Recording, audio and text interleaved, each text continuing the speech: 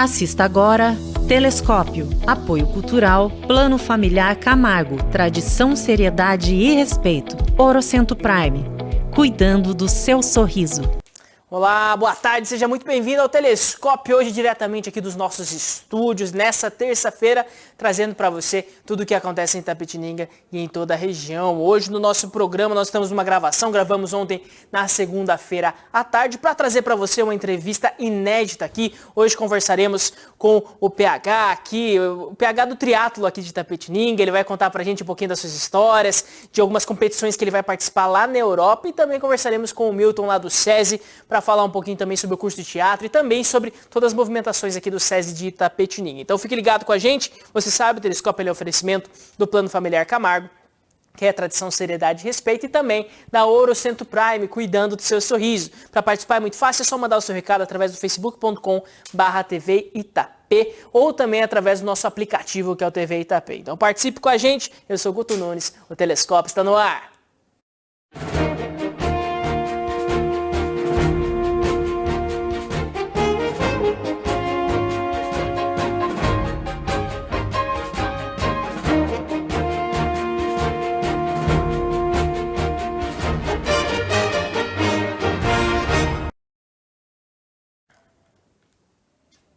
Telescópio no ar, Telescópio começando, seja muito bem-vindo, você conectado pelo canal 8 na NET, 8 na Vivo Fibra e também pelo canal 37 na Fly Connect. É uma alegria poder estar junto com você, levando informações, levando entrevistas, levando aquilo que acontece em Itapetininga e em toda a região. Seja muito bem-vindo ao programa de hoje. Você também conectado através das redes sociais da TV, seja Facebook, Instagram, YouTube, você sempre pode participar aqui junto com a gente, estar junto com a gente também, levando mais informações para as pessoas. Não esqueça de curtir, de compartilhar e de comentar também. O programa de hoje foi gravado na tarde de ontem, então nós não teremos participações aqui ao vivo dos seus comentários, mas é sempre uma alegria poder ler aquilo que você acha aqui do nosso programa. Então, fique ligado aqui junto com a gente. Já iniciando o programa de hoje, nós trazemos aqui o PH, o Paulo Henrique aqui. É Paulo Henrique mesmo, né, PH? Paulo Henrique, conhecido como PH7, triatleta aqui de Itapetininga, e que vai ter bastante história para contar pra gente aqui de algumas competições e tudo, mas primeiro, PH, bem-vindo ao Telescópio, tudo bem?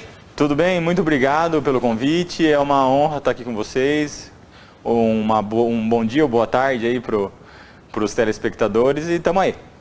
Muito bem, e PH, já começo aqui trazendo uma primeira pergunta que é a respeito da sua história, né, PH? Joia. Quem vê você hoje aí como um triatleta, desde pequeno você já era envolvido com esporte, como que foi a sua vida até chegar nos dias de hoje, PH? Então, eu sempre gostei de esportes, né? Eu fiz taekwondo, eu aprendi a nadar, eu tive uma passagem pelo patins agressivo, quase me profissionalizei jogando hóquei, mas eu experimentei a bebida muito cedo, com 10, 11 anos de idade eu tive meu primeiro contato com a bebida, e um menino tímido, foi amor à primeira vista, né? Ali pela quarta, quinta série. Então aquela história de querer estar no meio da turma, né? Eu venci a timidez e aquilo ali foi uma constante na minha vida. Até que quando eu fiquei mais velho, daí virou uma doença. Na verdade eu percebi que era uma doença que já tinha sido instalada lá atrás. Então foi um início ali no esporte, tudo, tendo contato com tudo, mas ao mesmo tempo também entrou na sua vida a bebida, Sim, né? Não... Em algum momento a bebida começou a cobrar esse espaço do esporte também, exatamente, da sua vida pessoal. Exatamente. Não só a bebida, mas depois as drogas, né? Todos os tipos de droga, menos injetáveis. Então eu tive, apesar de eu ter sempre trabalhado, estudado, né?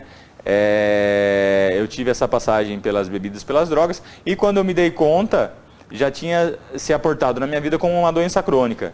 Eu entrei no sistema penitenciário em 2006, tanto que daí eu fui morar em São Paulo, né, menino do interior, indo morar para São Paulo em 2007, assim, com um pouco mais de dinheiro, eu já tive um início de cirrose.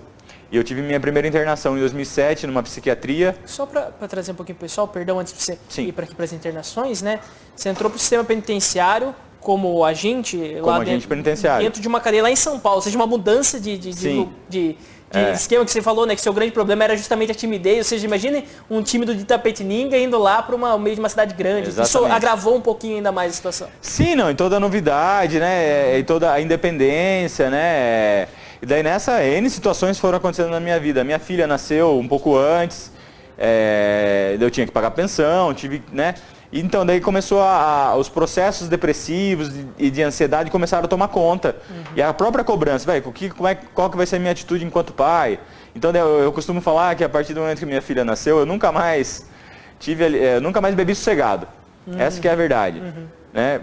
Começou aquela cobrança, então eu me deprimia porque eu estava numa situação e depois eu me deprimia porque tinha bebido e começou a virar uma bola de neve. Um ciclo que eu não conseguia mais quebrar. Você bebia para esquecer, depois... Esquecia para beber.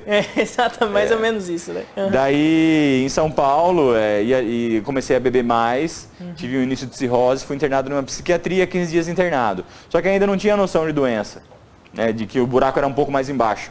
Daí, no fim, meu pai faleceu, uma oportunidade do trabalho foi perdida, lá dentro mesmo.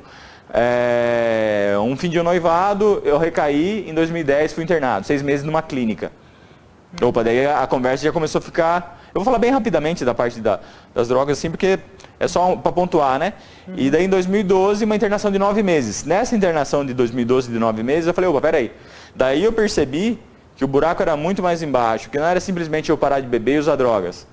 Eu teria que reconhecer o PH, o Paulo Henrique, lá de trás, dos 10, 11 anos de idade, os porquês que me levaram a tomar decisões da minha vida, que me levaram a... Porque assim, eu costumo falar para minha filha, droga é bom?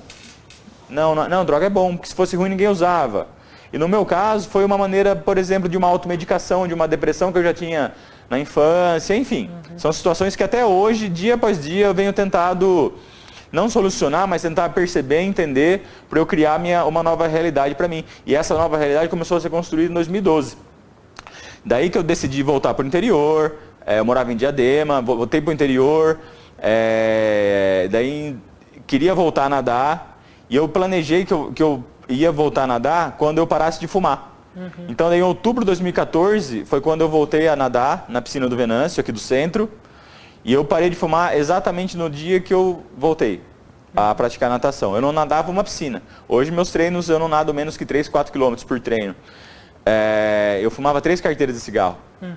E assim, daí ali começou esse negócio da persistência esportiva. E a persistência esportiva, a disciplina foi sendo uma grandeza que foi sendo colocada nas outras áreas da minha vida, no trabalho, no estudo. Eu comecei a perceber que eu comecei a me tornar uma pessoa melhor. De dentro para fora, né? E daí nessa eu comecei a pedalar, fui da casa da minha mãe ali no centro da Tapetininga até a Chapadinha, fiquei uma semana dolorido, depois fui até Lambari, até Sorocaba, Tatuí, pedalando, falei, peraí, que bacana. Daí em 2015 comecei a fazer ciclismo de longa distância, provas de 200, 300, 400, 600 quilômetros, corrida de rua. Eu falei, peraí, eu nado, eu pedalo, eu corro, e se eu fizer um triatlo? Daí a aliança que eu uso é do meu primeiro triatlon, que foi no Venâncio, 1º de março de 2015, com o Fernando do clube. Ele que colocou a minha aliança, por sinal. Legal, muito bom. Cheguei nele e tal, agora a gente tá vendo o casamento agora. Tá noivo. Estamos aí pensando no noivado. Daí, em 2016 eu participei da Copa Interior de Triatlon, sem pretensão, fui lá, fiz a prova, fiquei em 74º para frente de colocação e terminei 2016 como vice-campeão da categoria. Eu falei, bacana, né? Isso, primeiras instâncias menores do triatlon, comecei pensando em Ironman, essas coisas, mas daí depois de tomar alguns chutes na canela dos treinadores mais antigos, eu percebi que tinha uma diferença entre ser triatleta e terminar um triatlon. Daí eu falei, daí me falaram, você é novo, você tem um porte físico legal, você tem tempo, por que você não treina para ser competitivo? E aproveita o esporte, não simplesmente faz uma prova. Eu falei, bacana. Daí fui vice-campeão da Copa Interior de Triatlo em 2016, em 2017 comecei a correr Campeonato Paulista, fui 3º lugar paulista, que me levou a um 5º lugar brasileiro, em Manaus. Daí de Manaus, desse 5º brasileiro, eu me classifiquei para o Mundial. Daí em 2018 fui para a Dinamarca, fui 17º no Mundial de Duatlon, que é corre, pedala, corre.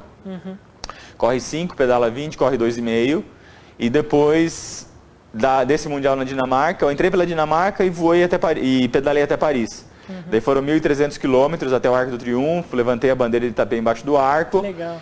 Daí depois de 2019 foi meu auge esportivo até então, que foram 34 competições e 5 classificações para campeonatos mundiais. né? Estava com patrocínio da Nosso Verde para poder viajar. Eu ia fazer 2 provas no Canadá, do Canadá eu ia para a Holanda. Essa é a chegada no Arco do Triunfo, né? Depois de 1.300 quilômetros em 9 dias, da Dinamarca até Paris, usando o aplicativo do celular para ficar na casa das pessoas, igual eu vou fazer agora, nessa próxima oportunidade. E daí eu fiz 34 provas em 2019 e classifiquei para 5 campeonatos mundiais. Eu ia voar para o Canadá, correr 2 mundiais, do Canadá eu ia para a Holanda, correr 3 mundiais, e depois eu ia pedalar até a Grécia, passando por Milão, Pisa, Roma, num total aí de mais 3.000 quilômetros. Daí veio a pandemia. E deu uma rasteira, O ano de 2019, de 2020, agora seria um ano muito importante para você. Sim. Com muitas competições internacionais. E foi um ano importantíssimo, só que de uma outra maneira. De outra maneira. Daí eu tive crises fortíssimas de depressão e ansiedade, eu engordei, eu comecei a comer lanche, sorvete, pizza. Porque de certa forma o que mantinha você, vamos dizer assim, você construiu uma vida em torno do esporte depois, Sim. né? A hora que isso de certa forma foi tirado, ou pelo menos essas competições, as metas, né? Porque principalmente no começo da pandemia, né? Lá no meio de 2020, a nossa noção era tipo, pode ser que demore 5 anos para sair uma vacina, entendeu? Exato. Pode ser, a gente não tinha muita noção de nada, né? Aquele primeiro coisa que em março que a gente tinha de, não, até dezembro já tá tudo certo, já não se tinha mais, né? Acho que isso acabou afetando e você acabou sentindo muito disso também, né? Que daí não tinha perspectiva de provas. Daí, em questão assim, mais ou menos 1 mês e meio, eu tomei a rédea de novo. Falei, bom, peraí, eu sou atleta, eu tenho um patrocínio, eu vivo isso. Então, eu continuei treinando, voltei a fazer, não só treinar, porque o rendimento esportivo ele existe, treino, dieta, descanso. Voltei a fechar essa tríade e almejei uma prova em novembro, que seria um brasileiro de duatlon em 2020. Falei, vou treinar para essa prova. Se ela acontecer, eu fiz o máximo. Se ela não acontecer, eu também fiz o máximo e é isso aí. No fim, essa prova virou um campeonato paulista, eu fui 4º lugar paulista de duatlon. Daí, em dezembro, eu estava na praia com a minha mãe, assim, comprei uma passagem para a Alemanha, para fazer uma prova na Alemanha e 2 mundiais na Holanda. Agora em agosto. Eu viajaria dia 12 de agosto. Né? Acreditando que tudo ia melhorar e sempre acreditando, eu vendo isso, né? Que a gente acreditar nos nossos sonhos, a gente acreditar num mundo melhor, né? Perseverança, disciplina, trabalho, esforço, perseverança, enfim. Comprei essa passagem. E assim, tô muito nervoso e continuando treinando, deu mais ou menos 1 mês e meio atrás, o voo foi cancelado, a prova da Alemanha foi cancelada, os mundiais foram cancelados de novo, eu falei, puxa vida. Falei, não, eu preciso insistir. Daí eu conversando com o meu técnico, ele falou, a hora é boa para você estrear numa distância mais longa do triatlo. Que no caso é o 70.3. Por que isso? 70.3 é a distância média do triatlo. Que são 70.3 milhas. Que é o meio Ironman conhecido. Que o Ironman tem 140.6 milhas. O meio Iron 70.3 é 1.900 de natação, 90 de bike e 21 de corrida. Daí eu achei uma prova na Suíça para fazer. Falei, vou fazer essa prova. Daí, no organizacional da coisa, comprei a passagem para a Suíça. Peguei as minhas economias e antes de qualquer tipo de aporte, claro que eu tenho o meu patrocinador principal, que hoje é a TAG, do Varicoda, um fortíssimo abraço, é quem me manteve durante toda a pandemia para eu conseguir manter meus treinamentos e todos os gastos e despesas com equipamento e tal. Aqui agradeço a todos os patrocinadores. Hoje eu estou com uma gama bacana de patrocínios e crescendo, com ótimos projetos aí para 2022. E perdi onde eu estava, né? Não, você falou que você comprou a passagem para a Suíça daí com suas economias, também com esse aporte, tudo, acreditando nessa... acreditando assim no seguinte, que, vamos supor, meu carro quebra na estrada. Se eu parar do lado do carro e pedir ajuda, ninguém vai ajudar. Mas se eu começar a empurrar o carro, daí as pessoas começam a ajudar. Sempre alguém para. Entende a relação? E eu pensei, não, eu primeiro tenho que me ajudar. E fui lá, persisti, e essa prova começou a dar certo. Os eventos estão vindo e assim, com muita incerteza. Porque a partir do momento que eu falei para as pessoas, no geral, em rede social, familiares, amigos, que eu ia em agosto fazer uma prova na Suíça, que eu ia competir na Suíça, e depois da Suíça vou para a Bélgica, vou fazer uma meia maratona na Bélgica, e meu voo vai sair lá por Oslo. Então, depois de todo compromisso esportivo, eu vou fazer uma volta pela Europa de 4.000 quilômetros. Peraí, o que esse maluco quer, né? Então, é um negócio que era quase impensável 3 meses atrás, né? Eu embarco agora já, dia 23 de agosto, próxima segunda-feira. No final do mês já estou na Suíça competindo. 11 de setembro, uma meia maratona na Bélgica. E depois eu vou cruzar o norte da Alemanha, Bélgica, norte da Alemanha, Holanda, vou passar pela Dinamarca, que eu já conheço algumas pessoas. Daí eu vou para Suécia, Finlândia, dou a volta pela Noruega e volto para Oslo. Então eu vou ter 27 dias para fazer um cicloaventurismo, na verdade, de mais de 4.000 quilômetros. Então é um negócio que é impensável, até poucos dias atrás, né? E assim, eu falei, eu sou um dos poucos brasileiros que está com umas poucas pessoas no mundo que está com uma ideia dessa. Um projeto desse. Um projeto desse tamanho, né? Exatamente. E a ideia realmente é uma retomada esportiva, é uma retomada mundial, assim, que eu defendo, de reabertura, né, de ideias, de planos, de sonhos, de trabalho, de fronteiras, etc. E no meu caso, através do ciclismo. Muito legal, PH. E conta pra gente também, assim, você trouxe pra gente, né, toda essa jornada que ele pretende fazer agora, essa jornada mundial do PH, mas PH, para parte de legislação, de vacinação, como que você tem pensado tudo isso? Vai um pouco, vamos dizer assim, chega lá, você tem estudado tudo como que se faz em cada país, já se tem um plano B, vamos dizer assim, caso as barreiras fechem, porque eu acredito que deve estar muito fechado ainda na Europa, né? Então, eu brinco, tem meu Pix, quem quiser ajudar com Pix aí, Opa. que é tudo baixo custo aí a viagem, né? Qualquer cafezinho, enfim, é um caso à parte. Essa, por si só, é uma empreita gigantesca, né? Esportiva, de cicloaventura. E assim, de uma logística extremamente complexa. Sim, tenho certeza que sim. Né? Porque eu não vou ficar em hotel, eu dependo da boa vontade, da hospitalidade das pessoas, eu não sei o que me espera dia após dia, eu utilizo o aplicativo do celular para ficar na casa das pessoas, Google Maps para traçar rotas, e normalmente já é dificílimo. Agora, com a questão de pandemia, está tudo muito instável. Eu estou vacinado com a Coronavac desde maio, por conta da minha profissão. E a Agência de Medicamentos da Europa, muito embora a OMS já aceite a Coronavac como vacina para tratamento de prevenção de Covid, a União Europeia ainda não aceitou. Mas alguns países sim.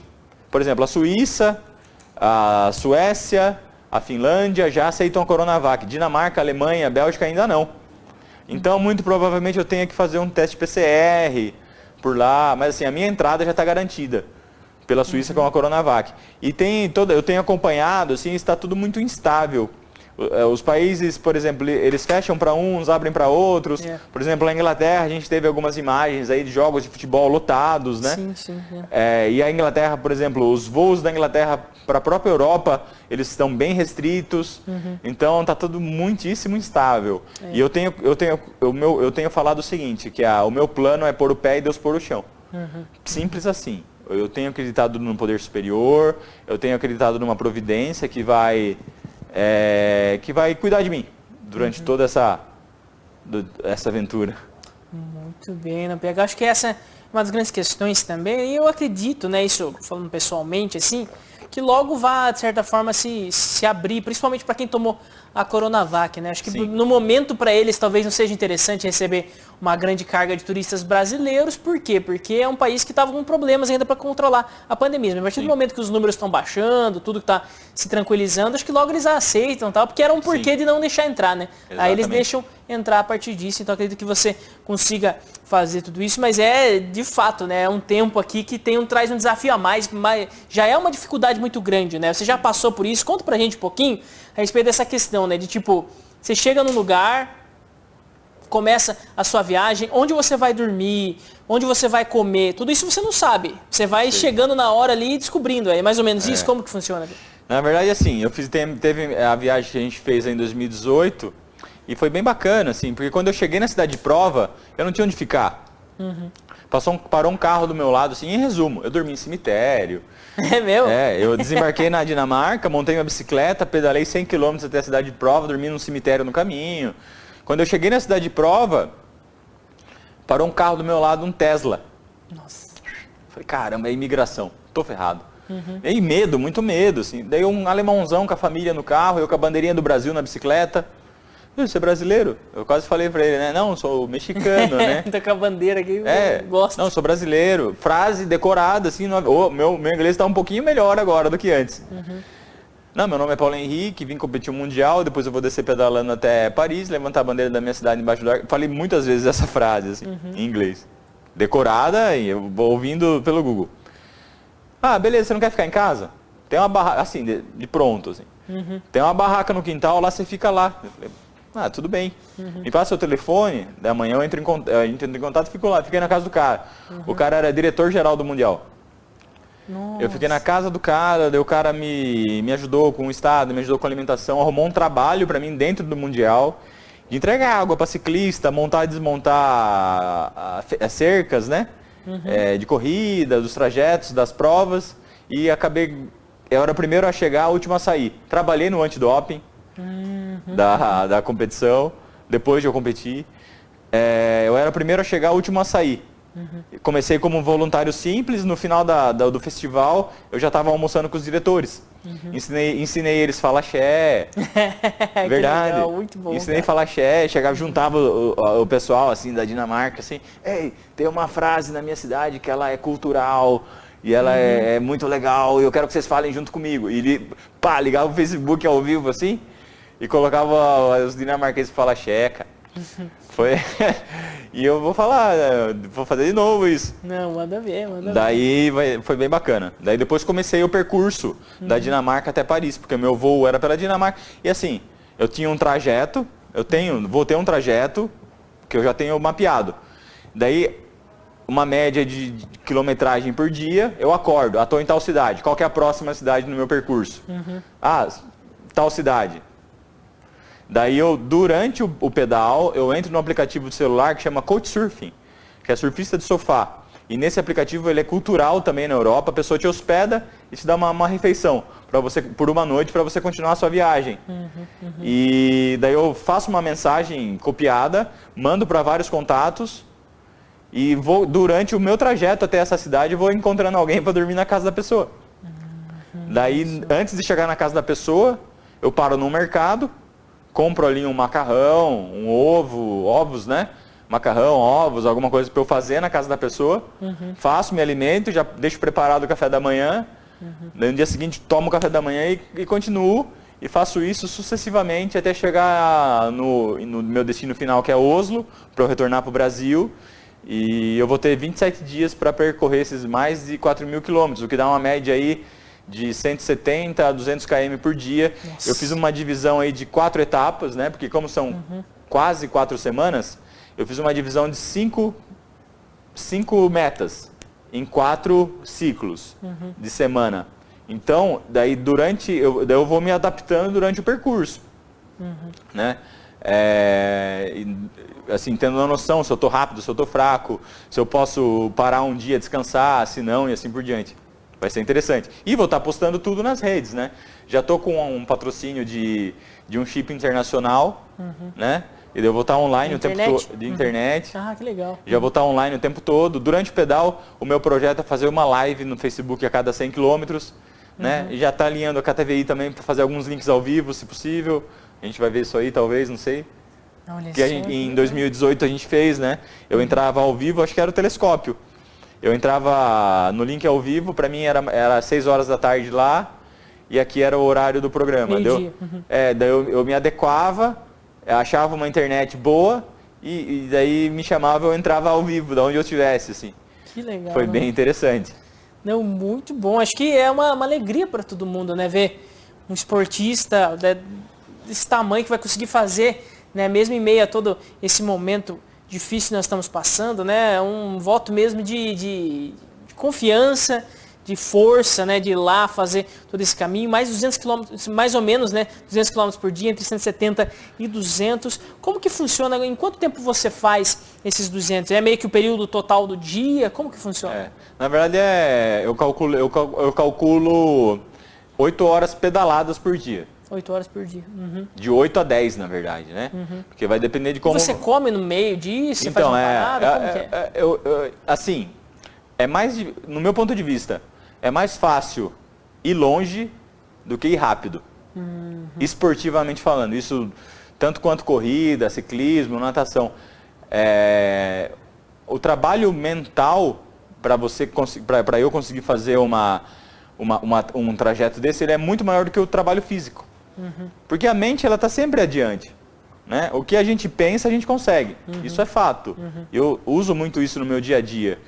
Então, a minha mente tem que estar muito boa para superar as adversidades que eu não sei quais serão durante o caminho.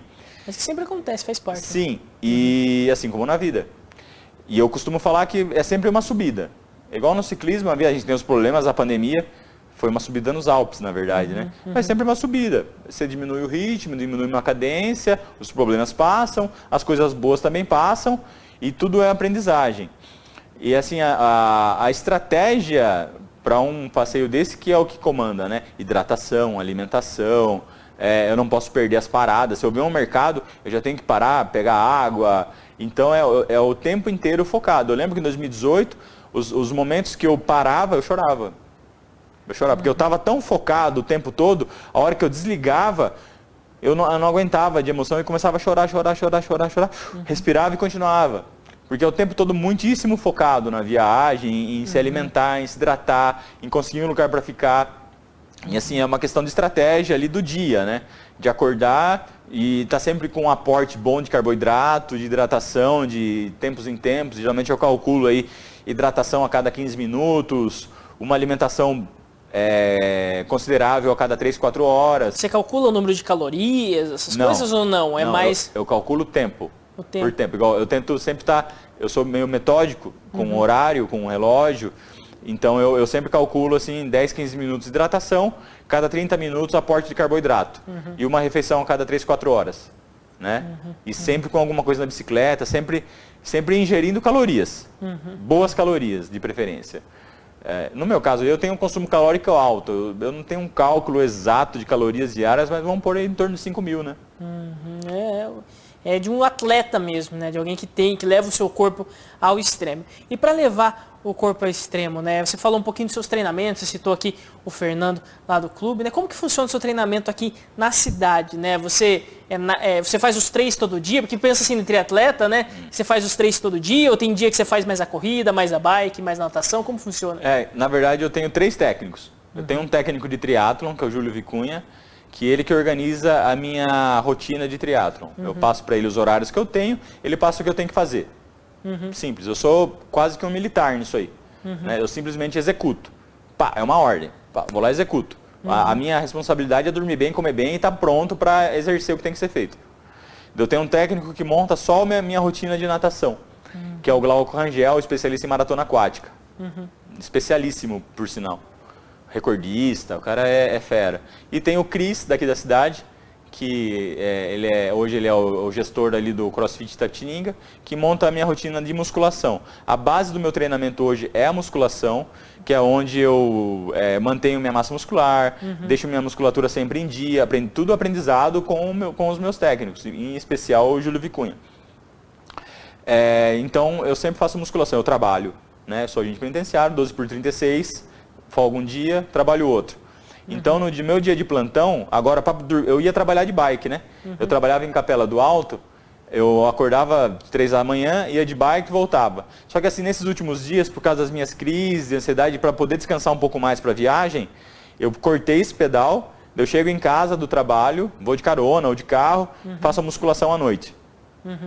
Daí eu tenho o dia seguinte de treino livre no dia seguinte. Daí, por exemplo, ontem foi um treino de transição.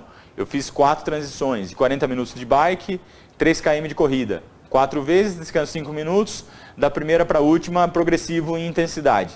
O último quilômetro da última série, fechando a corrida aí para 3,29 por quilômetro. Coisa que a hora que fazia escurecer a vista, assim, ó. Cansaço mesmo. Não, de força mesmo. De terminar ali escurecer a vista, a sensação de desmaio, tudo. Mas assim, daí eu tenho uma rotina de 30 a 60 horas de treino por semana, dependendo da época. Agora, como a competição vem chegando, o volume diminui, a intensidade aumenta. Então agora a gente só está dando alguns mantenimentos de intensidade no corpo, para poder chegar bem na prova e o corpo saber para que ele já percebe que vai vir bucha, né? Porque o corpo tem uma memória, né?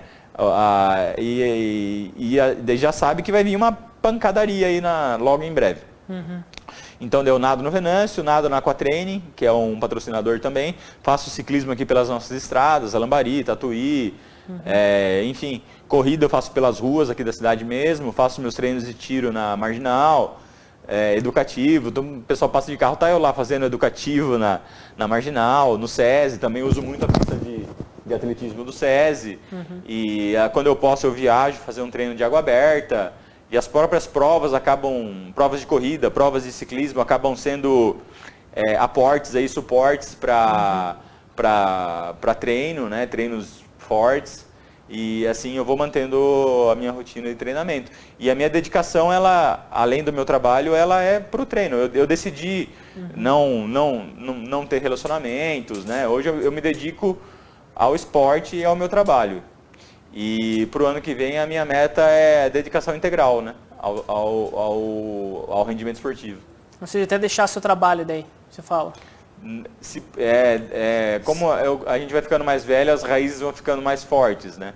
Mas eu acredito que sim. Muito bem. PH, só posso dizer para você boa sorte, parabéns pelo empenho, Obrigado. Pela coragem mesmo de tomar metas tão grandes assim, né? Então, acho que é algo que as pessoas, muitas vezes, elas precisam ter na sua vida, né? Acho que eu não lembro quem que falou agora, não vou trazer aqui, mas uma vez perguntaram para ele, né, como manter uma vida boa. Ele falou assim, vamos dizer assim, tenha as metas altas, né? Mantenha as suas metas altas, não se contente com pouco, com aquilo que você já tem, sempre queira algo mais, e nós vemos isso assim muito forte em você, né? Você colocou para a sua vida mesmo metas muito grandes e isso tem movido mesmo. Às vezes não consegue, vamos dizer assim, alcançar do jeito que você gostaria, da melhor forma possível, mas é sempre muito além do que você já estava vivendo. Então é um crescimento interior muito grande. Parabéns. E também, se quiser deixar para o pessoal aqui, como que o pessoal pode acompanhar? Você falou que talvez haja uma parceria aqui com o Telescópio, de trazer alguns boletins aqui da sua ida lá para lá, né, de toda essa jornada, né, mas no entanto, de qualquer forma, quem quiser acompanhar você tem as redes sociais, como que é? Sim, minha rede social é PH Triatleta, @PH Triatleta, se você jogar no Facebook PH Triatleta, vai estar lá, e Instagram também. Instagram eu vou estar trabalhando mais com as postagens, né, diárias, e fazendo, eu tô com uma GoPro e um dronezinho, então eu vou conseguir fazer uns negócios bem legais. Minha ideia é registrar, e no Facebook Lives. Vou estar lidando com as lives. Parei no Wi-Fi, live. A cada 100 km, onde eu tiver, live. E assim por diante. Muito bem, começa a partir da segunda que vem, né? Sim. Isso daqui, mais ou menos uma semana, em 23 de agosto, começa a jornada. Exatamente uma semana. Exatamente uma semana nós teremos, então, o PH fazendo mesmo essa jornada aí pela Europa, levando o nome de Itapetininga, levando também toda essa história de vida aqui para vencer mais esses desafios. PH, boa sorte nesse caminho.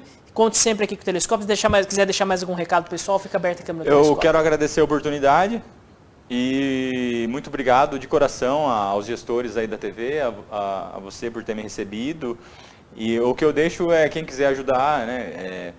Mas independente de valores, eu tenho meu Pix, eu estou trabalhando com algumas campanhas, vão ter campanhas enquanto estiver viajando, mas o que eu peço mesmo de coração para quem estiver assistindo é que torça. Né? Até me arrepio, eu fico com vontade de chorar de falar assim, porque eu vou precisar de muita energia boa, né, para eu conseguir, né, porque é uma coisa que sozinho eu não imagino fazendo, né, é um negócio infinitamente maior do que o que eu estou querendo fazer. Então eu quero levar vocês juntos, né, quem me acompanha nas redes, atleta ou não, pessoas assim que acreditam no mundo melhor a partir de si mesmos, que orem, né, que quem tem orem, que mandem boas vibrações para mim. E vão ser muito importantes nessa trajetória. Obrigado. Certo. Muito obrigado pela participação. Então, participou com a gente aqui o PH Triatleta, ele que é aqui de Itapetininga e está fazendo muito bonito. E vai ter uma jornada grande a partir da semana que vem, a partir do dia 23 de agosto pela Europa, em competições e também em um circuito de bicicleta que ele vai fazer, cruzando diversos países lá, um caminho muito longo, mas que ele certamente vai vencer e nós vamos acompanhando tudo aqui. Você que está ligado com a gente, nós trazemos para você imagens deliciosas lá do restaurante Vila Rosa.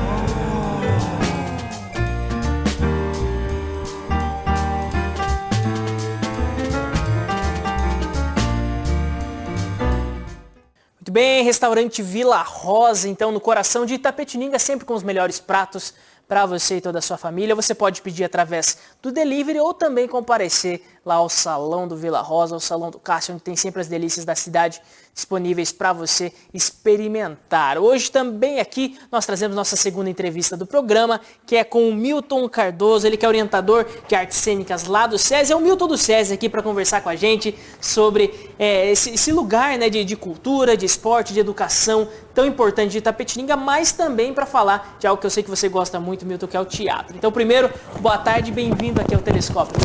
Olá, boa tarde a todos. Obrigado pelo convite, Guto. Obrigado a Letícia, o Lalo pelo convite. E é sempre um prazer estar aqui com vocês, né, gente? Muito bem. Essa semana nós temos, então, agora dia 19, o Dia Nacional do Teatro, né, Milton? Eu gostaria que você falasse primeiro, né, um pouquinho do teatro. Itapetininga tem um pezinho no teatro, tem algumas histórias legais aqui, né? Conta um pouquinho pra gente da importância do teatro aqui na cidade. Olha, o teatro sempre foi importante. Nós tivemos o primeiro teatro, edifício teatral, em 1872, que é onde é a loja, hoje a loja Firmeza, né? Ali perto do Rosário. Então, nosso primeiro teatro foi construído, inaugurado em 1872, e que foi muito bacana, importante para a cidade, porque discutiu vários assuntos ligados ao dia a dia, às festividades da cidade. E depois disso, o teatro também foi muito utilizado também nas missas da Matriz, foi também utilizado no Peixoto do Gomide. Então, nós temos um relato, por exemplo, que a Anésia Pinheiro Machado fez teatro também. Então, o auditório do Peixoto foi utilizado para esse espaço também. Enfim, depois disso nós temos também o Humberto Pellegrini, que fez muito teatro aqui na década de 50, foi um importante diretor, junto com o Aires também, que fez peças maravilhosas. Nós tivemos uma atriz fantástica aqui em Itapetininga, chamada Maria de Souza, que fez muito sucesso. Dizem que era uma grande atriz. Em peças aqui da cidade. Em peças da cidade, dirigida pelo Humberto Pellegrini, que na verdade era diretor, se não me engano, do Venâncio Aires. Do Venâncio, né? ele foi um dos presidentes. Exatamente, diz que era um grande diretor, então ele ficava no ponto para quem não conhece, no teatro, antigamente tinha uma caixinha que ficava uma pessoa com o texto completo da peça. E os atores encenando, então quando alguém esquecia, dava uma disfarçadinha, chegava perto, o ponto, olha, sei lá, dava um trechinho da fala, a pessoa lembrava e voltava para a cena, né? Então, isso era conhecido como ponto. Hoje, claro, não existe mais, mas o teatro usava muito ponto. E dizem que a mulher do seu Humberto também era fazer o ponto e tal, bem bacana. Depois tivemos também um outro grande ator, que pouca gente sabe, é que o Nhô Betico, né, o Abílio Vitor, foi um grande ator também, no 1920, 30, fez algumas peças que fizeram muito sucesso. Tivemos o Felisbino, que também atuou nas peças no CRI, e fez grande sucesso. As nossas rádio-teatro, né, as rádios-novelas, que encantaram o público de Itapetininga pela PRD9, né, que é a famosa PRD9 nos anos 50, e que fez um grande sucesso. Nos anos 60, a gente também teve um grupo mais politizado, que fez um teatro no Grêmio Estudantino, né, também, dirigido pelo Holtz, né, e que também teve participar de festivais por aqui. Depois tivemos também A Paixão de Cristo, né, que foi, se não me engano, ou 73, 74, que foi talvez, Guto, uma das paixões de Cristo mais interessantes a gente pensar no interior, porque ela reuniu, eles começaram na Matriz e toda a peça se passava nas ruas de Itapetininga e a crucificação de Jesus acontecia em frente a Peixoto. Nossa, então eles faziam uma via sacra, no meio da cidade. Assim, a de 74, se não me engano, se não falha a memória, foi talvez, eu acho que talvez uma das mais marcantes do interior paulista, viu? Porque reuniu mais ou menos 300, 400 pessoas, né? Então foi uma peça que reuniu toda a Itapetininga, isso na década de 70, que foi um grande sucesso. Isso já era o Balint ou não ainda? Não, o Balint participou, pelo que até onde eu conheço a história, como um centurião, né? Isso, né? Sim. Então o Balint participou ali junto com a direção do Holtz, o famoso Grilo, né? E ele dirigiu e o Balinti participou ali como um dos soldados romanos, uma coisa assim. Nosso querido Beni Luiz também participava também. Beni participou, acho que isso posteriormente também. Quem participou também, que eu podia também falar um pouquinho sobre isso, foi o Beato, né? Que participou da Luz. Enfim, teve um grupo todo muito interessante. Algo que marcou muito Itapetininga. Algo que marcou demais. Essa peça teve repercussão em Sorocaba. Depois disso nós tivemos também, quer dizer, né, assim, de memória, nós vamos ter em 80 a Marga Blois fazendo a peça O Milagre de Anne Sullivan, em 84, que faz um grande sucesso. O Balinti com o Teatro Arco-Íris. Depois temos o João Carlos Luz, que também fez um grande sucesso, onde surgiu para a cena itapetiningana o Paulo Carriel, o Paulinho Carriel, e o Fábio Jureira como ator. Então também surge nessa época também, junto com o João Carlos Luz, que foi discípulo do Antunes Filho. Antunes Filho, para quem não conhece, foi um dos maiores diretores do Brasil, né, que morreu recentemente e tal. Fora isso, depois nós tivemos o Tapa Naraca, também surgindo na cena teatral, também teve também um grupo muito bacana chamado Ciranda da Lua, que fez muito sucesso. Pluft, o Fantasminha, levou muita gente ao teatro aqui. Enfim, o Padre Blois também na Igreja das Estrelas, ele dirigia, coordenava também um grupo na Igreja das Estrelas. Dizem que era muito interessante as peças que o Padre Blois fazia. Enfim, então temos aí várias histórias bacanas. A cidade realmente respirou por muito tempo, desde aí do século XIX, teatro aqui da melhor qualidade. Então, cada década tinha um grande diretor, espetáculo, um grande que chamava atenção. Exatamente, você vê. A Marga faz um espetáculo, O Milagre de Anne Sullivan, né, que o próprio Fantástico, se não me engano, a Rede Globo, se desloca de São Paulo para vir até aqui, porque foi um espetáculo que sensibilizou a cidade inteira e a região como um todo, né? Como acabamos de dizer, a Paixão de Cristo, de 70 também, é um outro espetáculo grandioso. Nós vamos pensar no Humberto Pellegrini, da década de 50. Então tivemos espetáculos, o próprio Fábio Jureira com o espetáculo Carfax, né, que foi muito bacana aqui, um espetáculo que foi premiado como um dos melhores espetáculos do Mapa Paulista. Enfim, tem muita história bacana de artistas locais que produziram coisas fantásticas que vale a pena ser conhecido, viu? Muito legal.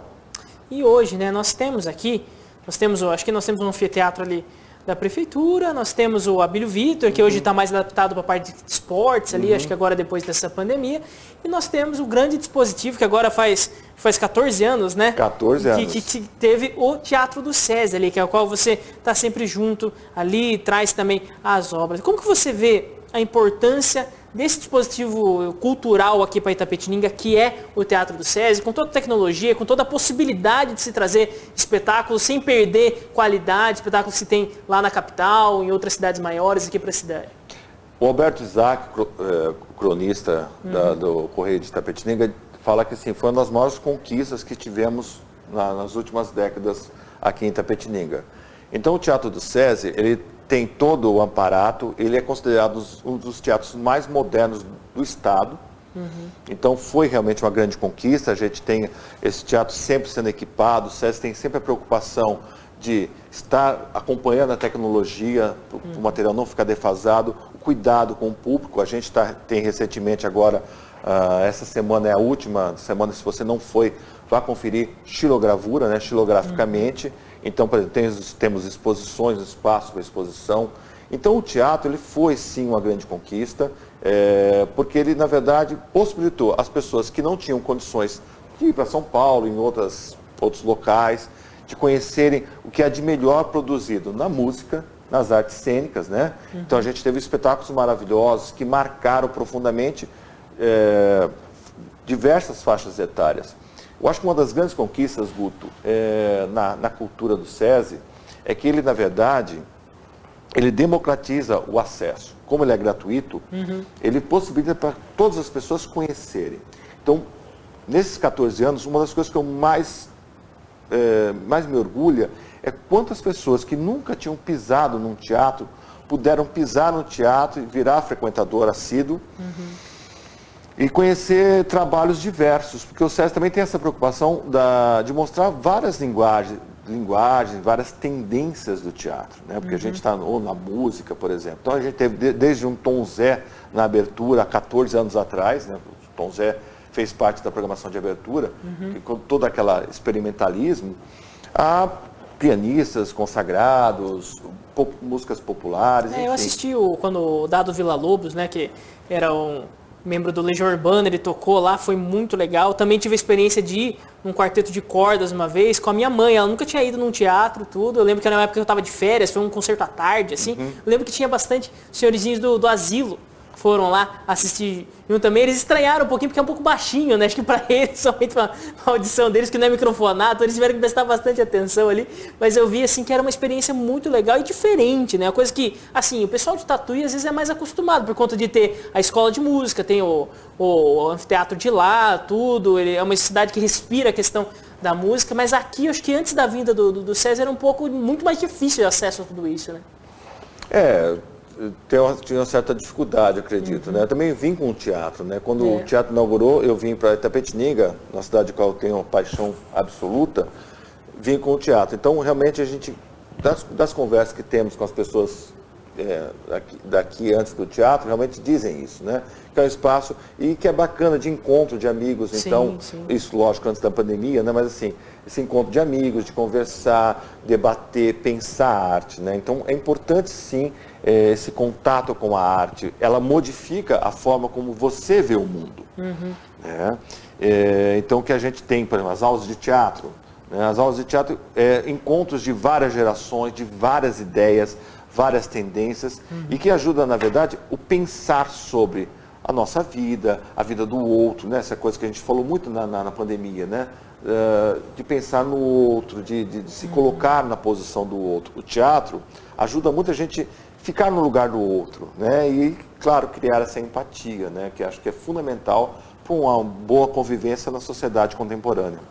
Muito legal. E Milton, fala um pouquinho a respeito agora dessa questão do teatro, né? Eu sei que vocês, por mais que tenha toda a impossibilidade agora da pandemia, que trouxe grandes dificuldades, tudo, para poder, vamos dizer assim, realizar, né, essas aulas, ainda mais porque são aulas que dá para se fazer remoto, mas existem muitos dos aspectos que é necessário o contato. No entanto, nesse ano de 2021, vocês resolveram, de certa forma, continuar um pouco o projeto, né? Porque até no ano passado, não sei se eu já contei isso aqui no Telescópio, mas eu me inscrevi para fazer parte do time, acabei passando ali, sendo aprovado para fazer parte, mas acabou não rolando, né? A equipe do ano passado de teatro, né? Agora, esse ano, eu sei que vocês fizeram, eu tentei de novo, mas daí com questão de horários eu não consegui participar. Mas fala pra gente, né? Como que tá isso? Existem turmas? Vai acontecer o teatro aqui em Itapetininga? Nós temos 2 turmas que foram abertas, as inscrições estão esgotadas, mas se você tiver interesse, pode deixar o nome em lista de espera, que é uma turma de acima de 18 anos,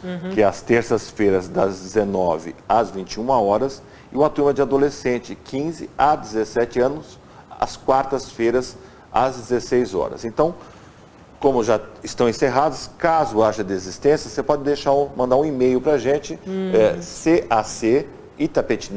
cacitapetininga, cesesp.org.br. Então, pode deixar lá, põe o nome, telefone de contato, idade, né? Que curso gostaria de participar. Então, caso haja desistência, a gente chama, vai pela sequência da lista. O curso é gratuito e vai ser semipresencial. Tá? Então, a gente vai acompanhar todos os protocolos de saúde e tal, mas a ideia é que ele aconteça semipresencialmente. Agora, a gente tem que entender, por exemplo, que algumas questões vieram para ficar. Então, a tecnologia no teatro, né, essa nova plataforma, ela veio para ficar. Claro que a gente vai descobrindo outras possibilidades. Conto para você. Então, quando no teatro eu dizia, Guto, olha, esse copo d'água. No teatro, pela dimensão do teatro, a gente tinha que talvez pensar, né, nisso grande demais, para as pessoas verem eu falando, olha, Guto, você quer esse copo d'água? O que a gente vai descobrindo nesse mundo novo, virtual? É que talvez esse gesto que no teatro era importantíssimo, talvez no formato da plataforma, nessa nova plataforma, seja um gesto, Guto, você quer um copo d'água? Então talvez mude essa forma de se dizer, essa nova descoberta. Fica um pouco mais sutil. Fica um pouco mais sutil, próximo. talvez seja uma coisa, em vez do gesto periférico, aquele gesto grande, talvez seja um gesto mais contido. Então essas descobertas, né, e o que também nos distancia do cinema. Então, teatro é uma coisa, cinema é outra. E o que distancia?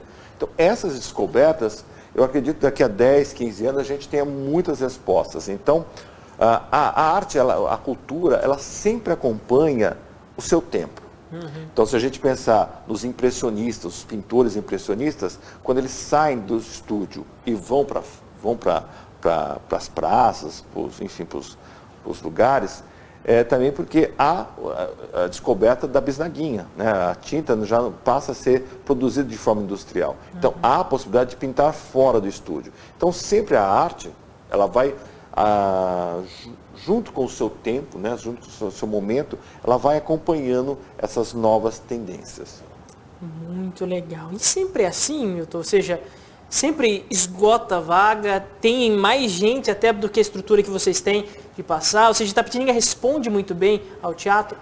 Responde, a gente sempre tem bastante gente chegando, muita gente continuando esse caminho, talvez fora de Itapetininga. Eu recebi um recado de um ex-aluno, 7 anos saiu daqui, foi para Minas e tal, e está voltou para São Paulo, falou: Milton, como é que eu faço para continuar teatro aqui em São Paulo? Você conhece algumas pessoas e tal.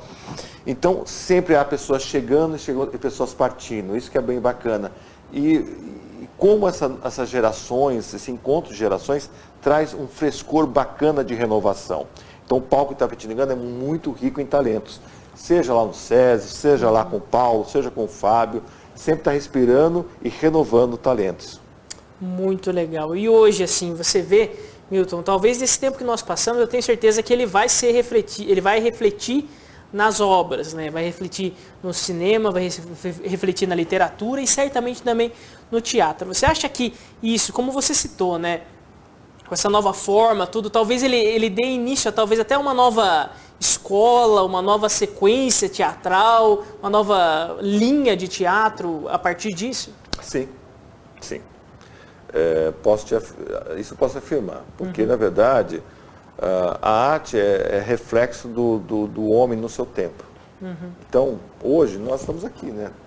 Tudo isso está sendo incorporado na linguagem artística.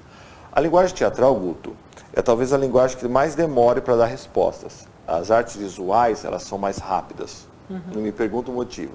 Mas se você pensar, quando surgiu a fotografia, a máquina fotográfica, a ideia da fotografia, aqueles retratistas, né, o pessoal mais do realismo, naturalismo, também teve que pensar de como responder a essas inovações tecnológicas.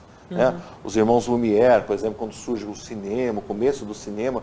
Então, isso tudo faz com que o artista tente achar outros meios ou incorporar as tendências tecnológicas do seu tempo na sua expressão, na sua arte.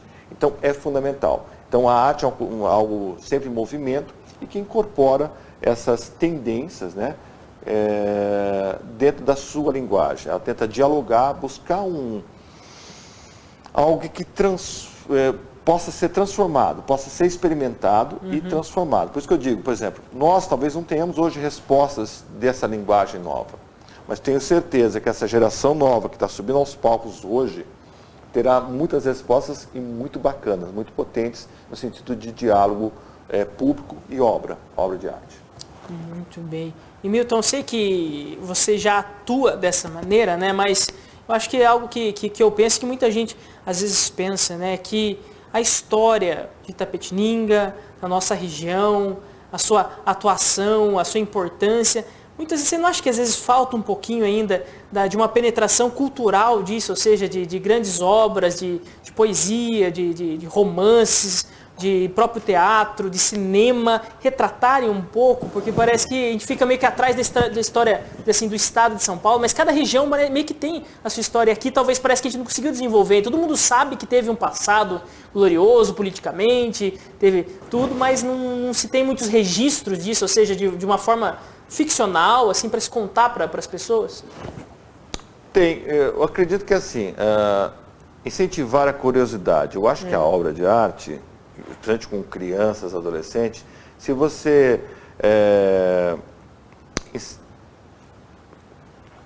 faz esse questionamento, essa provocação. Hoje usa-se muito na arte a provocação. De questionar, fazer com que a curiosidade nasça.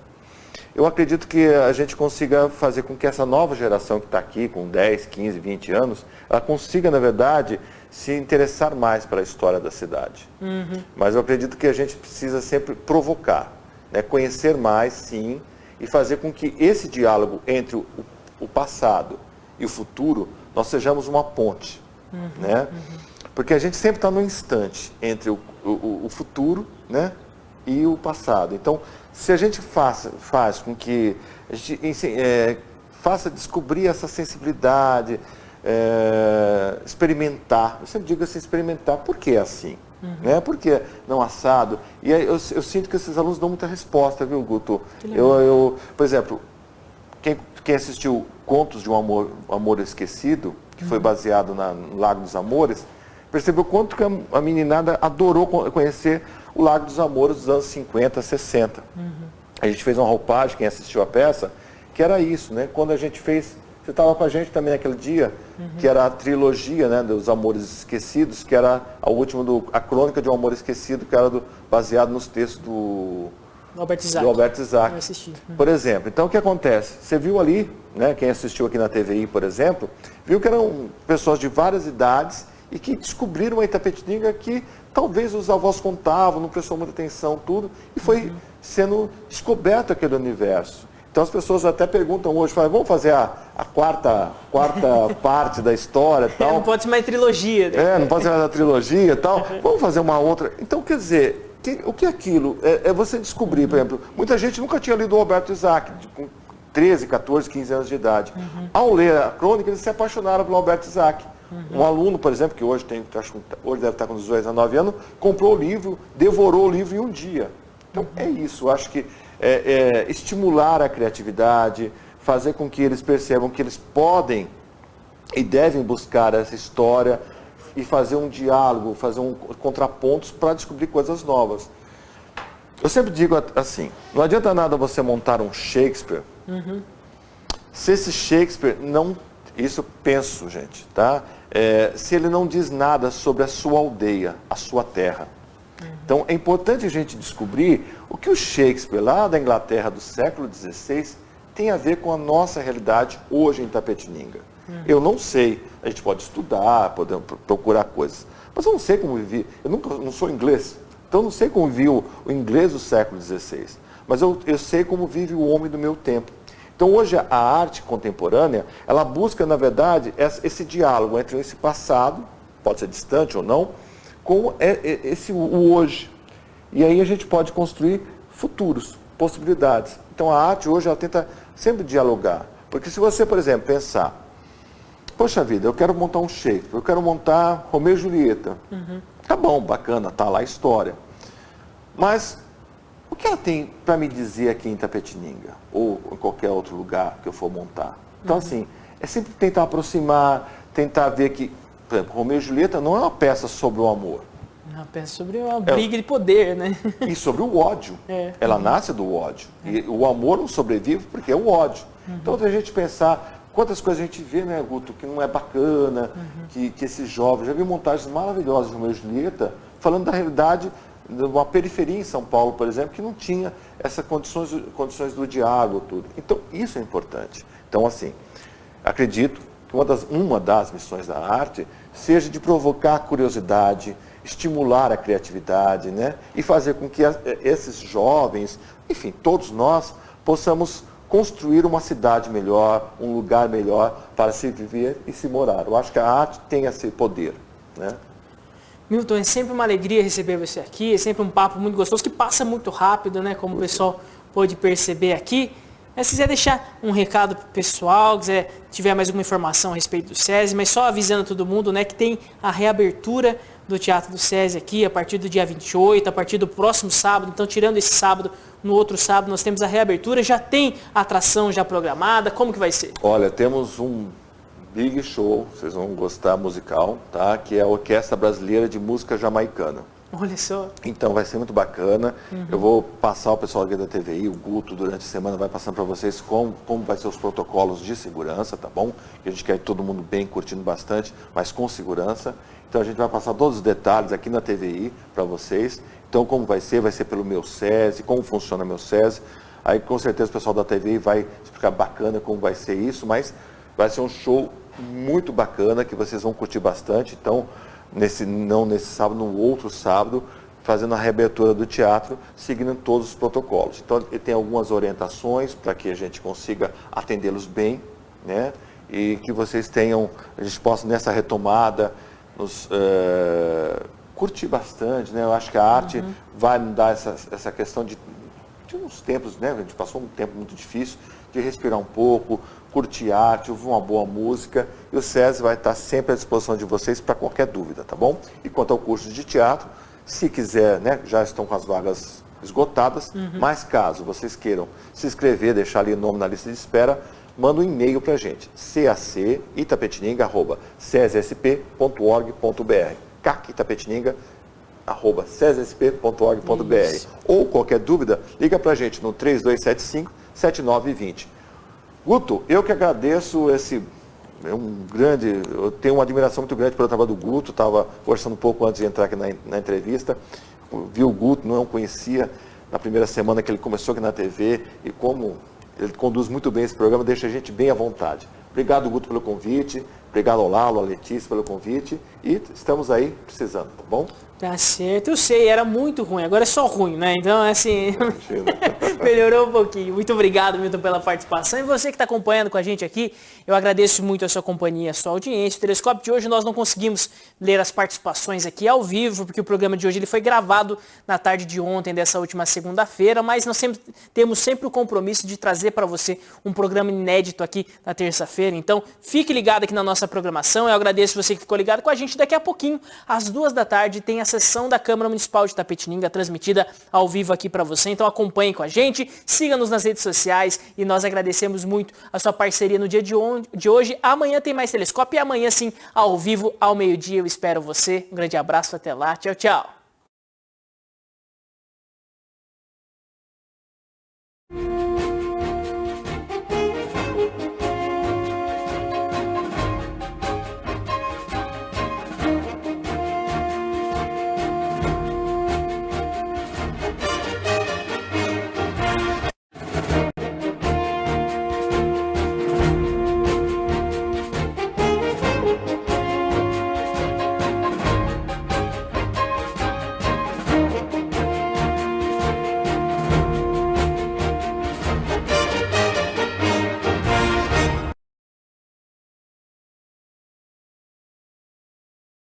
Telescópio.